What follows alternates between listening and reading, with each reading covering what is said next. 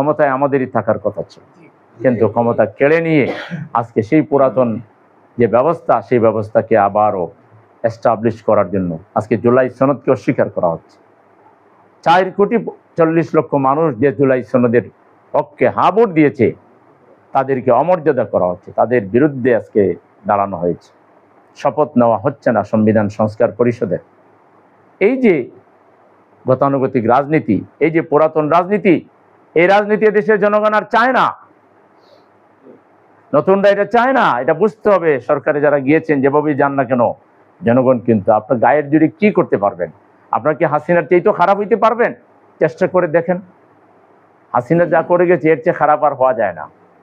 তা হাসিনাই সবটা করে গেছে, তাও পারে নাই, আপনারা কি পারবেন? হয়তো নিজের ভবিষ্যৎকে অন্ধকার করে ফেলবেন, নিজের ভবিষ্যৎকে নষ্ট করে ফেলবেন। আপনারা সুস্থ রাজনীতি করুন, জনগণের সাথে দেওয়া ওয়াদা। একই অধ্যাদেশে নির্বাচন এবং গণভোটের কথা, আপনি একটা খাইবেন আর আরেকটা, একটা নিবেন আর একটা নিবেন না, আপনার কথা হইলো? আপনি এটা বলতে পারেন যে আমি মাছের ঝোল খাইছি, মাছ খাই নাই, অথবা মাছ খাইছি, ঝোল খাই নাই? এটার তো বলার কোনো সুযোগ নাই। আপনাকে পুরাটাই মানতে হবে, আর নাইলে এই নির্বাচন অবৈধ হয়ে যাবে।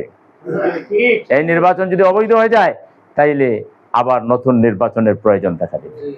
সময় থাকতে সুবিবেচনার পরিচয় দেন এবং শপথ নেন, সংবিধান সংশোধন করেন।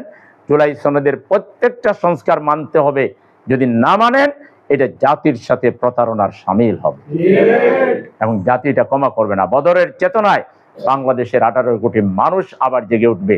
তারা সমস্ত অন্যায়কে প্রতিরোধ করে একটা ন্যায় ভিত্তিক সমাজ, ন্যায্যতা ভিত্তিক সমাজ, ইনসাফ ভিত্তিক সমাজ প্রতিষ্ঠায় বদরের চেতনায় বাংলাদেশের মানুষ আবার জেগে উঠলে আপনারা কিন্তু রেহাই পাবেন না।